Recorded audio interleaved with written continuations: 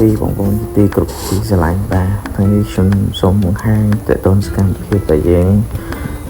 thôi cả sắp xa nên xoay vô bàn thay cho mỗi cái sàn đây cụ bởi hiện nó có thể thay ông con và ní chỉ cái sàn trên chấm cô bọn cho sạch cho ông con cái sàn ấy miền cô cho luôn rộng hay chật bằng bọn của bá ông con và đây cái ta cầm là